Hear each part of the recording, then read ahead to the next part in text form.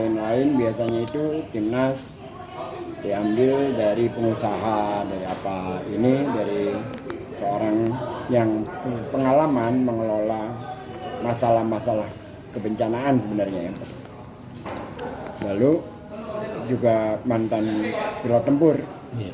Jadi ini sebuah kejutan dari timnas Anies dan Caimin menjadikan Pak Sauki untuk menjadi ketua kapten dari tim pemenangan Anies Baswedan Caimin. Peluangnya bagaimana pemenangannya?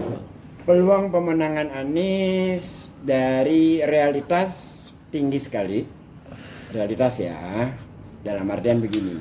Setiap Anies kemana-mana, apakah itu di Makassar, apakah itu di Malang, di Surabaya, Jember, di Ciamis kemarin, itu puluhan ribu orang yang hadir. Untuk tidak saya bombastis mengatakan 1 jutaan, tidak, tapi puluhan ribu. Itu pun antusiasmenya juga sudah sangat luar biasa. Secara realitas itu tinggi sekali. Secara otak-atik angka yang dilakukan oleh lembaga survei abal-abal yang dibayar, yang selalu memainkan tipu-tipu sebagaimana yang dilakukan pada saat Pilkada DKI, maka dikesankan bahwa kans Anies itu kecil. Mereka ingin membuat mengarahkan masyarakat sebenarnya pembentukan opini agar dikesankan bahwa Anies itu hanya penggembira. Itu secara angka-angka di media. Tapi melihat realitas seperti itu, maka para tokoh-tokoh surveyor turun langsung berbicara, memberikan pembenaran-pembenaran atas perilaku mereka. Semakin mereka banyak bicara, maka semakin banyak kebohongan yang mereka lakukan. Sebenarnya itu aja. Terus ini kan mengejutkan bahwa dia kapten kita ini, kapten timnas ini mantan tentara ya, tentara lah istilahnya itu, pilot lagi ya. Itu apa tuh untungnya dari timnas itu? Itu semakin membuat tim kita solid ya, karena kita dipimpin oleh orang yang terbiasa berdisiplin tinggi, gitu kan? Jadi relawan-relawan itu akan semakin kuat koordinasinya di lapangan, akan semakin solid karena dipimpin oleh seorang yang memang benar-benar berada di lapangan sepanjang karirnya, kan? Jadi kita akan semakin terkoordinasi sebenarnya. Jadi ini efek kejutnya memang luar biasa dari timnas Anies ini, apalagi dengan menggunakan nama bukan sebagai ketua ya, tapi kapten. Sebagaimana kita lihat sebagai kapten-kapten kesebelasan gitu kan. Nah, kita ini kan semuanya ini kesebelasannya Anies Caimin. Bang, Siap. ada juga nih dari beberapa pendukung Pak Anies yang bertanya, mana Bu Susi, gitu ya. Nah, apa memungkinkan Bu Susi akan merapat ke kubu Pak Anies? Kalau memungkinkan saja, tapi bahwa apakah dia akan declare resmi atau belum, saya juga belum tahu.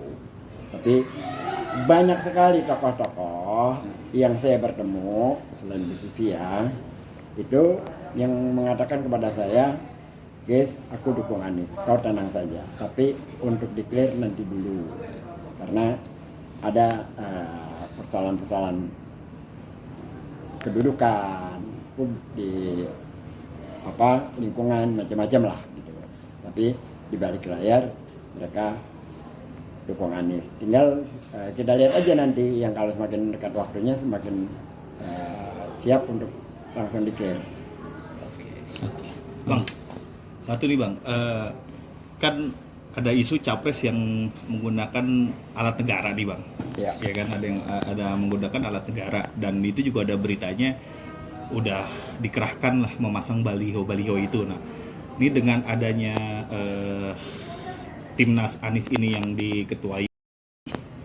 Yang pertama, saya jelas bukan pendukung Ganjar, tapi saya sangat tidak suka baliho-baliho Ganjar diturunkan, karena itu melukai hati kita. Walaupun kita tahu pendukung Ganjar itu sama dengan mereka bertahun-tahun menggebuki kita, tapi saya sangat tidak suka perilaku seperti itu. Nah, alat negara yang digunakan untuk kampanye pilpres ini harus dilawan secara bersama. Semua komponen yang terlibat dalam pilpres ini, agar siapapun yang menang pilpres menjadi terhormat dan kemenangannya itu diterima oleh banyak orang, harus mengikuti aturan main yang benar. Jangan menggunakan alat negara untuk hal-hal seperti ini. Jadi kita tidak bisa meminta negara netral. Tidak bisa. Kita harus melawan agar negara netral. Jadi seluruh rakyat yang punya kepentingan terhadap demokrasi, siapapun itu, dimanapun posisinya, entah dia pendukung Prabowo Gibran, entah dia pendukung Ganjar, atau dia pendukung Anies dan Caimin, siapapun yang berotak waras, yang ingin negara ini terjaga demokrasinya, harus melawan cara-cara seperti itu. Jadi kita bukan menginginkan untuk, misalkan kita ingin Anies menang, lalu lakukan segala cara. Bukan. Kita ingin Anies menang, tetapi hukum tetap terjaga. Iya, betul. Kondusivitas masyarakat tetap terjaga. Tidak melakukan hal yang seolah-olah karena dia berkuasa lalu melakukan segala cara. Masyarakat melihat, nanti efeknya semakin lama yang rugi itu bukan cuma kontestan yang ikut, tetapi seluruh bangsa ini rugi. Kalau kita diamkan, jadi siapapun mau berada dimanapun posisinya harus melawan. Walaupun misalkan itu yang diuntungkan timnya Anies, kita tetap tidak boleh memberikan keleluasan untuk hal-hal yang seperti itu. Iya, betul. Saya kira itu. Itu kegiatan itu masif banget ya Bang. Itu Abang curiga gak itu dananya dari mana kok bisa plek gitu banyak? Ya, masang baliho seperti permainan hantu blau kayak gini kan udah terjadi dari berkali-kali pilpres maupun pilkada ya. Iya. Jadi sudahlah, mau duitnya dari mana terserahlah. Iya. Tetapi bahwa jangan menggunakan alat negara itu, Iya. kita benar-benar jangan sampai terjadi. Kita harus lakukan segala cara untuk itu tidak terjadi. Siap. Halo teman-teman, jangan lupa terus saksikan konten-konten di Eno Glowing, like and subscribe.